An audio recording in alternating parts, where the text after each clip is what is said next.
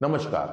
आज बात करते हैं जेनजेट की दुनिया की, जिसने देश और दुनिया को हिलाकर रख दिया। अब कहीं भी आपको जेनजेट या जेनजी का शोर शराबा दिखाई या सुनाई दे रहा है क्या?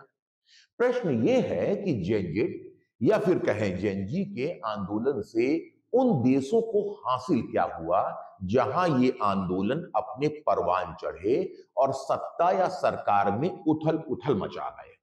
उदाहरण के तौर पर अपने पड़ोसी देश यानी कि हिंदुस्तान के जो पड़ोसी देश हैं जैसे श्रीलंका, बांग्लादेश और नेपाल को ही ले लेते हैं।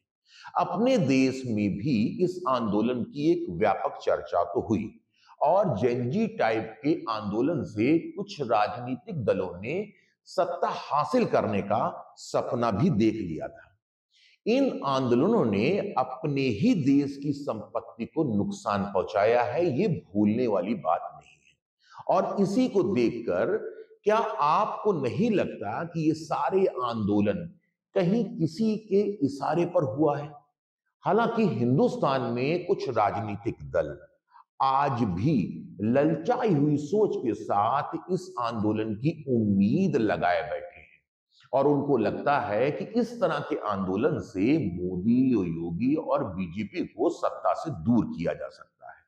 और उसकी वानगी में हम आपको दिखाते हैं अखिलेश यादव के इस बयान को।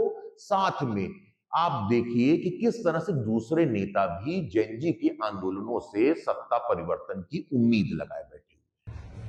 अगर आप थोड़ा सा भी जानकारी करोगे तो जो नौजवान कैंपस में पढ़ाई को लेकर के, रोजगार को लेकर के, महंगाई को लेकर के एक हो रहा था और बीजेपी को यह खतरा पैदा इसलिए हो गया कि जो नेपाल में जेनजी ने सरकार बदल दी, बांग्लादेश में सरकार बदल गई, श्रीलंका में सरकार बदल गई, उन्हें डर यह था कि अगर कैंपस में यूथ यूनाइट रहा तो उनकी सरकार हट सकती है। इसीलिए अंग्रेजों का जो डिवाइड एंड रूल था, उन्होंने जानबूझ करके डिवाइड रूल किया है। अब मालूम करते हैं कि ये जेनजी है क्या, क्योंकि जेनजी का जनरेशन जो चार्ट है उसको भी जानना बहुत जरूरी है।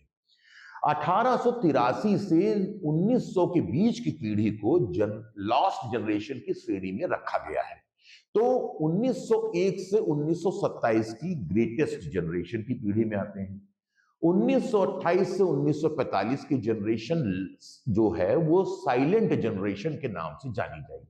1946 से 1964 की पीढ़ी को बेबी बूमर्स पीढ़ी कहा गया और 1965 से 1980 के बीच की जो पीढ़ी है उसे जनरेशन एक्स का नाम दिया गया। तो 1981 से 1996 के बीच की पीढ़ी मिलेनियल नाम से जानी जाती है, जिसको जेनजी या जेनजेड के नाम से जाना जा रहा है। और इसके बाद यानी कि 2013 के बाद जो बच्चे पैदा हुए उनकी जनरेशन को जेन अल्फा का नाम दिया गया है। तो आपने ये तो समझ लिया होगा कि ये जेनजी और जेनजेड आया कहां से। अब देखिए कि जेनजी के आंदोलन के बाद देश और समाज के लिए आखिर हासिल क्या हुआ और देश को क्या मिला। एक पार्टी को हटाकर दूसरे कट्टर राजनीतिक दल को सत्ता सौंपने के अलावा इसमें मिला क्या, इसका साफ साफ उदाहरण बांग्लादेश के चुनावों से मिल सकता है।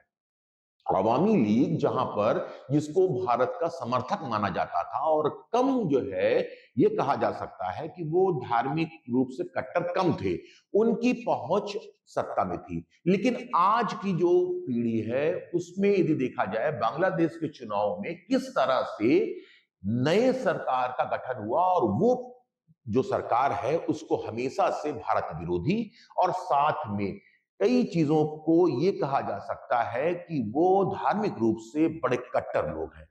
इसके ठोस प्रमाण अभी तो नहीं मिले हैं कि आखिर ये आंदोलन किसकी वजह से शुरू हुए और इनके पीछे क्या किसी एजेंसी का हाथ है जिससे कि हम हवा में गांठ मार सकें और ये बता सकें कि नहीं ये आंदोलन किसी द्वारा प्रायोजित है। लेकिन सोशल मीडिया और स्मार्टफोन के दौर के बच्चों की इस दुनिया में जहां सब कुछ तुरंत हासिल करने की चाहत दिख रही है, उसी में आज जेनजेड को लोग खोज रहे हैं और अपने देश और समाज में अन्याय और भेदभाव के खिलाफ जो खड़ी होने वाली ये पीढ़ी है उसको जेनजेड के नाम से जान रहे हैं। अब सबसे बड़ी बात केवल यही है कि इन आंदोलनों से आखिर देश को मिलेगा क्या।